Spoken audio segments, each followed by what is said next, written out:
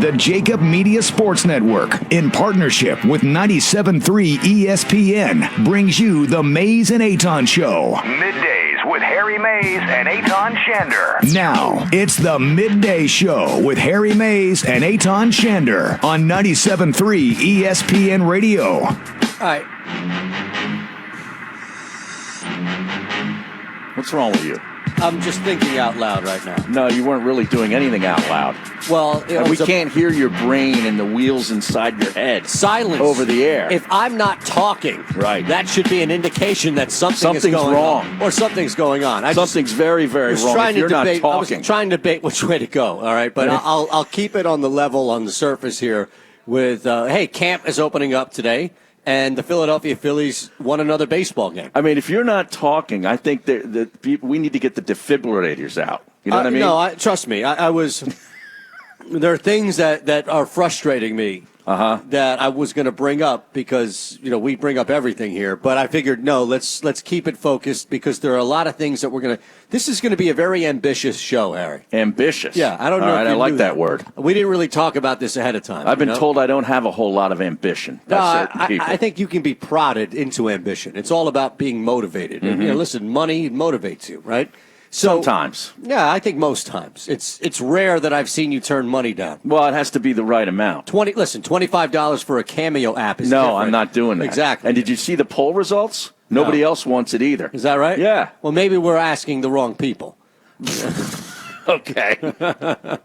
So you're like one of those focus group people, like at radio stations that Absolutely. bring listeners in, like Andy panels. Bloom, who had to bring in like 50 different focus panels to tell them the same damn thing, which is, hey, keep the morning show on. No, but I was saying they keep bringing in people, group after group, and trust feed me, them I've seen pizza, this. feed them pizza, because they want a certain answer to be what they want it to be, and they'll keep bringing in more group upon more group until they get one that agrees with them, and then they're like, we found some listeners, P1s, that want us to do what we wanted to do in the first place. I've seen Done. that. I've seen it, and I've seen phrases, I've seen questionnaires rephrased. Yeah. Because the initial response, to your point, wasn't the liking. All right. Right. That's not where I wanted to go here. Okay. So we're live at Dunphy Ford, as we are each and every Thursday, our home here in the Northeast in Mayfair, and we love it. It's a beautiful day out. It is. It really is. The humidity's down a little bit, especially from what it was over this past weekend. Bright sunshine. It looks like it's going to be a good weekend around here, too. Correct. Now, we're at 7700 North Frankfort Avenue, and again, we'll be here till 2 o'clock. We're here each and every Thursday. We've got a pair or two of Phillies tickets to give out to some people if they're in the area to qualify. On top of that, we got to give a shout-out to the Wawa across the street. Now, that's like Frankfort and Meriden is the cross. Meridian, is it? That's Meridian, I think, yeah. And that's where we are. Our sign is up there, courtesy of Dunphy here. They kicked them the sign. Sean, the manager, in there. So it's in the Wawa, our sign. I went up. I showed you a pic. Yeah. Oh, so that's from inside the Wawa. That's from inside where you go at the cashier where I bought my dark chocolate almonds. I thought it might have been on the window on the outside of the Wawa. I bought my dark chocolate almonds, my bottle of water, and this frozen sugar drink that I have. And I saw the sign up there. He came over, saw the shirt. They should make that a combo meal over there. The Eytan lunch combo with the chocolate-covered almonds, the bottle of water, and then what was the other thing you had? Some sort of sweet coffee drink? It's a frozen frappuccino. Frozen frappuccino from Wawa. That's loaded with sugar. Now, here's my question. Did I violate... did I cross? Is Rush Joy going to rip me on Twitter for crossing the picket line and going into what should be a banned establishment? Well, no, you didn't buy a hoagie. Okay, so as long as I don't... And here's another thing. To Russ and everybody else out there, they've got our sign up. Right. All right, so I don't care. Well, that's what I'm saying. That's Listen, they could be selling Russian propaganda. If they got our sign up, I'm all for it. Well, as long as they don't interfere with any elections. At this point, I don't care what they interfere with. But Let Wawa do whatever the hell they want. That's if what they I'm have saying. our sign up, they're good in my That's book. what I'm saying. Like over these last couple weeks, between Sealski's piece and the thing we talked about yesterday, where they're expanding into other territories and giving the official hoagie of the Baltimore Ravens and all this stuff. Everybody's out on Wawa. I kind of remain kind of neutral because I realize that this is it's an advertiser potentially. Yeah. And also we got fans in the Wawas. Listen, you've evidenced. We don't turn anything down. Yeah, Sean was running the show in there. He's like, "Oh, big fan of you guys," and Even saw your mug on here. Well, yeah, because you were wearing the shirt. Right. Yeah. Right. I never see you wear the shirt. You just wear your golf stuff so you can get the hell out of here and go right to the club. No, I'm not going anywhere today. Yeah. I'm going straight home today. Is that right? Yeah, I got to pack for my trip. Where are you going now? Tell everybody about this. Well, I'm going. Well, we got sport. Like I said, this is going to be a really ambitious show. Why is that? Because we've got. First off, you're going to tell us where you're going. Nobody and then, cares. And then after that, well, I got to get it out now because you know me, it's going to be stuck in my head like a song. So before we get into everything else, you're going to do that. Then we've got the roll call. We've got the start of camp. Mm-hmm. We've got the Phillies win. We've got Steve Ballmer going absolutely berserk. We've got Steve Kerr breaking out the world's smallest violin. Oh, I know. That guy's unbelievable. We've got this new thing that we're going to break out where I've selected, and, you know, I always had a bunch of, you remember when I was active on Tinder, I would send you and a couple of other our former coworkers in a group text. That was very annoying. The worst of the worst. Yeah, that was the worst of the worst. Right. I mean, you know, the least you could have done is like mix in a couple of hotties every once in a while. But I have shown you, like, to entertain me. But the point of that is that there are attractive women on there. Yes. It's not just, you know, ones and twos. By Right. any means. No, I know. So what I thought I would do, because you're perfect for this, this is all about theater of the mind. Like, we don't have the benefit, unless you're watching the stream, but we're at Dunphy Ford, so you can see some pics and videos we'll put up. But for now, it's the audio show. Mm-hmm. So we can't it doesn't work if I describe pictures and say, hey, you want to sweat. So what I thought is I would start reading a bio, and you would jump in. So like a profile, Correct. in other words. Okay. Right. And I would just sight unseen. Mm-hmm. It's like The Voice. Okay. Right? I got my chair turned backwards. Absolutely. And you're going to read me some Tinder profiles until I either just never turn around or just say, pass. You jump in. Like, swipe left. In or out. Let's make it simple. Well, right? how about, isn't it swipe left if you say no? Right. Let's keep it with that. Left or left. right? Yeah, okay. Swipe left, swipe right. No, maybe you say that. Swipe left is no, swipe right is right. All right. Is yes. All right. So it's just sight unseen, bio alone. Now, what was your... Do you want me to give you an example? Percentage back in the day when you were on of swiping left or right? Like what... Typically, if you'd go through maybe 100 profiles on a day, what would be the percentage that you would swipe right, typically? See, I told you this is going to be an ambitious show because we have a bunch of stuff we need to get to. But I'll say this. There's an algorithm, and it's combined with a score that you get. Now, your score isn't always what you look like. Who keeps the score? Tinder? They establish a score for you? Yes, there's a rating system. All right. So there's an algorithm that sifts through profiles based on what you put up. So, for example, if somebody puts 420 friendly, then 420 will be looked at and searched throughout an algorithm. Okay. Now, the negative in that is if somebody has anti-420 in their bio, they'll still appear. Correct, because the algorithm can't sift through. Okay. But you have a rating system, and it's based on a bunch of different things. So let's say 1 through 10, your rating is a 6. Now, it's based on A, how you look. It's based on B, like your job, where you went to school, so like if you went to school. Tinder's making a judgment on your looks. Your looks, your job. Hold on a second. Right. Your looks, it's not 75-25 like everything else. It's all equal. There's an actual rating system. It's like a role-playing game. So there's an actual rating system, and then it's also like your bio. So if you don't have anything filled out in your bio, you lose points. My point of this is that if you're a 6, and you don't know what you are. So if you're you never knew what you were. No, but if you're a 6, then you start getting matched with like 4, 5, 6, 7, and maybe like a couple 8s. And then the higher you go, the more you get matched or at least presented with. So what I was doing initially was just swiping right on every single thing. You would see me. Yeah, I'd see you. You know, during shows. You just I wouldn't even be looking at the phone. Right. And then see, okay. But that kills you. Let them all in. That's the thing, yeah. Swipe them all, let God sort them out. Right. You got to get you in. Got to get you in. So what I figured out, though, is that was killing my system. That was killing because I was swiping with everything. So I was swiping. You weren't selective enough. Right. I was swiping with people 2 or 3 numbers below me unknowingly, and that would bring my rating down. So if I'm a 6 and I match with a 4, it brings my rating down. Okay, so could you have gone to somebody else? You know, there's a Black Mirror episode about this where it's life. Of course there is. It's not just Tinder, it's life that works this way. I'm waiting for the Black Mirror episode on this show. It's coming. I'd watch. I'm writing it. Now, listen, couldn't you go and get another Tinder member to sit down with you and open up their Tinder profile and then pull you up, and couldn't you then see what your rating is to them? No, there's Really? no way. You don't see another person's rating. The rating is kept to the app. Oh, all right. You don't know any of it. You can just kind of get, because we're all superficial, men and women, and anything in between. Mm-hmm. We're all superficial, so you start to figure out where you are. Okay. If you know it's a 0 through 10, and you're looking around, and you're the most attractive person in the room, Right. chances are your rating's pretty You're low. pretty low. Yeah, I'll leave it at that. 609-403-0973. Now, I'm going to give you an example, okay? All right. Now, you tell me, and here's the thing. You don't need to wait for me to finish, but we'll sprinkle this throughout the day, all right? I'm just going to start reading, and at one point, if you're either intrigued, like, hey, then it's that's swipe right. Right. And immediately out, swipe left. Okay. Right? Now, do you want the name, age, or I'm just going to give you the bio, okay? Or do you want give the me age? the name and the age, too. No, I'm not going to give you the name. Why? I mean, I would have some sort of... No, I'm not going to give you the name because I think it's too much. How about the age? 41. All right. 6'1" PE teacher. Out. Looking for... Swipe left. That's out.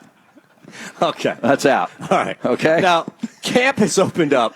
It's 11 minutes into camp. We'll continue this throughout the day. This will be. Am I doing good? Yeah, you're fantastic. That was fantastic. How's my rating looking now? I think you just bumped up 2 points.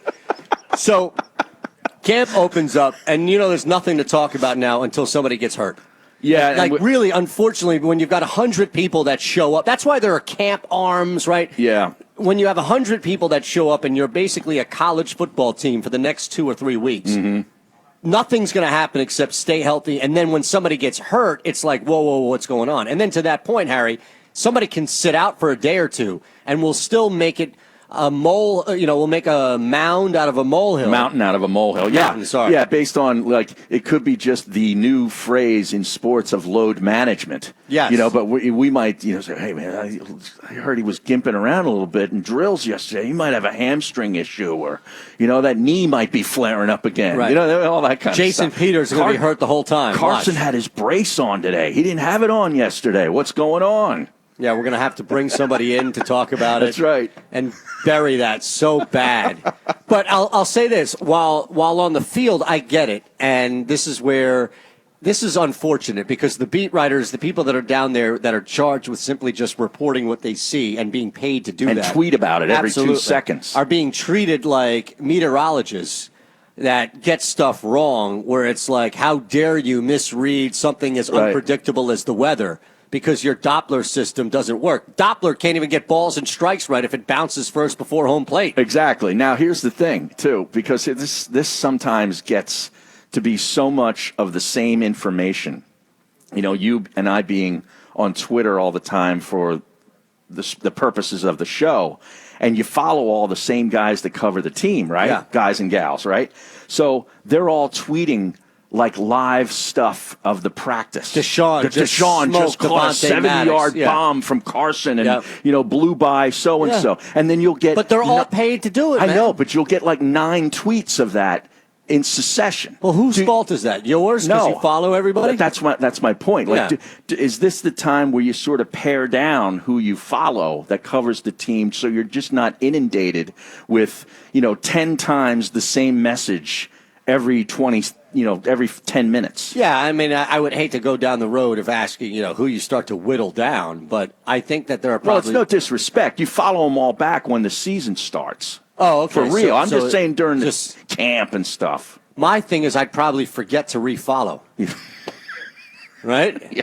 You're sitting there, and then all of a sudden, it's like 3 months into the season, you forget to refollow Kemsky, and you see some awesome stick figure pick that's out, and it's gone viral, and you're like, damn it, 3 months, I missed this. Well, it's something I'm considering. Yeah. You know what I mean?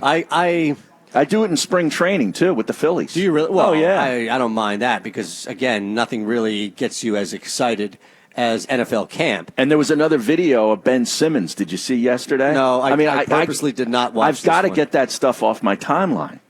You can mute it. You can go in and mute But it's people that keywords. retweet it. I'm not necessarily following the account with the video. You have to mute the keyword. Right. That's the keyword. Yeah, you have to go into settings and mute keywords so that you put in Ben Simmons. Absolutely. Oh, man. That's a lot of work. That's what I'm saying. So all of a sudden, you're relying on your brain after 2.5 months of vodka cran and anything else you're doing to kill it. Yeah. Like me, I can't unless I write it down and set an alarm I have to put a countdown clock like you do for Eagles, Redskins. Right. I have to do that 2.5 months from now to refollow Les Bowen, because otherwise I'll forget. Well, Les Bowen has taken over the newsletter thing that Zach Berman used to do. Oh, that's awesome. Yeah, that's a good reason to follow Les if you're not already. Yeah, now the Eagles-Redskins, we are coming up on 45 days. That's it. Is that right? Think about that, man. That's literally like a month and a half. That's over 45 twice days. as long as we've been doing this show. We will be almost 4 months. We're almost 4 months in. That's what I'm saying, yeah. 4 of the leanest months of the year, mind you. Listen, we haven't had to resort to what would you call it, repurposing Mariota to do the deal. No, we haven't. That is a nightmare. I do not want to relive. 609-403-0973 on the text board. So camp begins, and listen, there are a couple of things you can extract from this.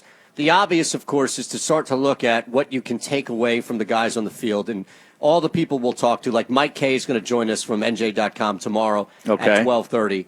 And it's going to be the same stuff over and over again where a guy looks really good right now in non-contact. In shorts. Absolutely. Yep. So you take that with a grain of salt. But I think that there is an element of excitement. See, there's one thing that we do as fans, not just media, but as fans, and this isn't really media, but entertainment, where the players will not be able to do. Like, they just don't. And that's like the ultimate level of excitement, and start talking and buying into the hype and the discussion. Because if you're a player, nobody's coming into the camp right now saying, we got this Super Bowl, man. Let's go, Super Bowl. We're winning the Super Bowl. No. I think people look at it like very humble and understand what it takes. It's a long trip. Yeah, there's no James Ennis on this roster. At least I hope not. Maybe we're overestimating. Maybe maybe we're giving these guys a little too much credit. No, I can't see somebody does a Vince Young or a James Ennis thing. Yeah, we're walking right into the Super Bowl. No, but listen, I think that there's a difference between saying you have a lot of talent and, like, Zach Ertz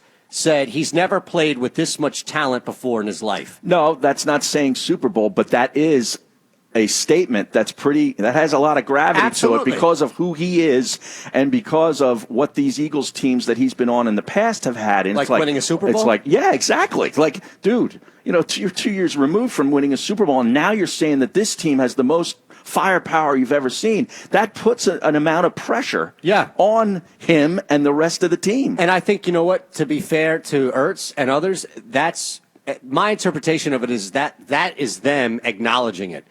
We've got Louis Riddick. We've got Madden football. Mm-hmm. We've got tons of people that have played the game, that talk about the game on a national level, that say the Eagles are the best team on paper in the NFL, or at the very least in the NFC. And where that pressure goes is right Carson to the quarterback. Wentz. Yeah. No, I get it. It really is, because, of what happened when he got injured. The team still went on and won a Super Bowl. He's now coming into his, he's had a full season to really recover from the injury. So you're expecting him to be really healthy. They got all these new weapons. The offensive line is basically coming back intact. Yep. Brandon Brooks, we'll see how he recovers from that Achilles injury. But you know what I'm saying? Like, this puts Jason Peters is up there. Well, true. But they did draft an offensive tackle, to eventually take his place. And, if I don't know whether it be Vitae or if Dillard is the guy, if they think he's, ready to go, if Jason Peters needs to miss any kind of time, you know what I'm saying, though. It all goes back to number 11 and what he has to live up to. Yeah, I agree. But there are things around him that I don't want to say are out of his control, but it's not all or nothing. This is not Joel Embiid or Ben Simmons leading a team. Like, it's not even, I think, to the level in which what Carson Wentz dealt with and elevated around him that year he was going to win the MVP before he got hurt.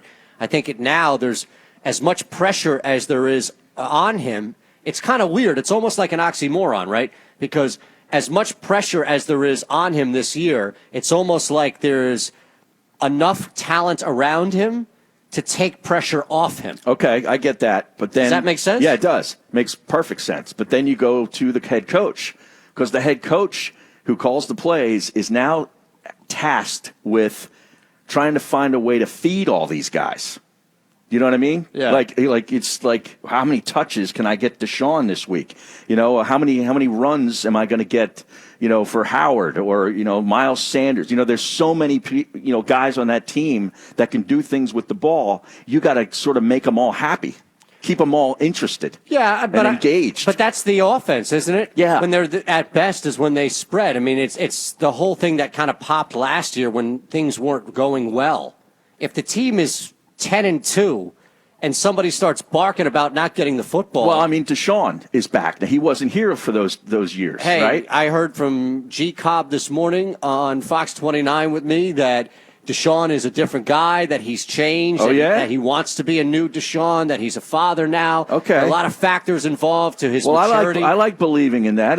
I'm good with that right now. We'll see what happens. Listen, 4 or 5 weeks in, and he's not getting the ball enough. I understand that. We'll see where it goes. But I'll say this, okay? There are two people in this city that are 1 and 1A, motivated to win a Super Bowl, and there's nobody more. Like, there is nobody from fan to anybody else. I don't care if somebody was in Rio de Janeiro all last year, and now finally they're back in Philly and they want to see something, or 2 years ago. My point of it is that while Carson Wentz wants to overcome the ghost of Nick Foles, there is nobody who wants to win a Super Bowl more outside of Carson Wentz in this entire city than Deshaun Jackson. So it's hard for me to think that he becomes derailed 4 or 5 weeks into year one. Well, Honestly, I trust and believe that he's not what was the perception of him last time around. Okay, well, it's funny you say that because I just refreshed my Twitter feed, and the tweet at the top from our buddy Tim McManus. Something you should get used to. Deshaun Jackson pointing to Carson Wentz to throw it deep, and there's video. Yeah. Like, come on, man. I'm blowing right by this guy. Okay, but hold on a second. Hit me. Is this not hypocritical by you to get all geeked up and waxed No, up? I'm not saying geeked up. I'm saying you're turning into what the Simmons people are that you hate and despise. No. I'm not saying about that. I'm just saying it fits the get me the ball thing. Okay, That's what I'm saying. Well, yeah, listen, I expect Deshaun Jackson I expect 3 guys to be on Deshaun Jackson blanketing him and him being like, I'm open. Right. Just throw it. Right. It's like when I started the show silent, if Deshaun's not pointing at him or having his arms, I'm open, something's wrong. Something's wrong. Right, he's hurt, or maybe he's playing hurt, something along those lines. No, by all means. But I think there's something cool about this team that we all recognize. Here's my question to you, and I'm curious what people think as well, Harry. 609-403-0973. Again, we got a bunch of things we'll slide in here from Ballmer, Kerr, and the NBA. We'll get another Tinder bio out there for Harry the to Ballmer stuff's swipe great. left or right. I'm telling you what, man. I got to be honest. I want whatever he's on. This is some of the most amazing Jesus. stuff. You think there's sugar in my drink? He's drinking a frozen Crackacheeto. No, he's drinking one of the Embiid Shirley Temples, maybe. Grenadine? With Just a bottle raw of grenadine and a half a can of Mountain Dew Ice. I noticed that I brought up the Phillies 3 times, and you did not take the bait once. No, I know, but I've got some stuff on the Phillies. Well, I was waiting for you to kind of kick the door open. No, I like this football discussion. Okay. You know? And I think you like the Tinder stuff better than the Phillies, too. Well, no, it's not that. Hey, man. Listen, something tells we got a me. big series coming up this weekend. Yeah, against and the actually, Braves. Where I'm going on my trip this weekend, I'll be back Monday You'll be for in the Nashville? show. I will be in Tennessee, Nashville, and then Memphis, and So then you're Nashville flying again. to Nashville, yes. driving to Memphis? On Saturday. That's a 3-hour drive, you know that?